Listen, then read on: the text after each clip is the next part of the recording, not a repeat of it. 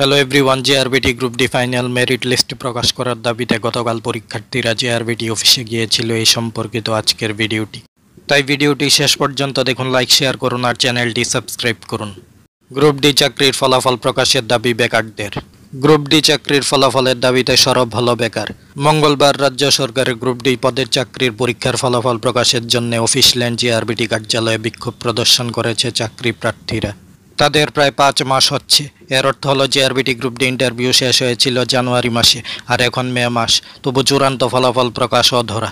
উল্লেখ্য, বছরের পর বছর অতিক্রম হচ্ছে, তবে এক অদৃশ্য কারণে 2500টি গ্রুপ ডি পদের নিয়োগ প্রক্রিয়া এখন পর্যন্ত সম্পন্ন হচ্ছে না, ফলে নানা প্রশ্ন উঠছে।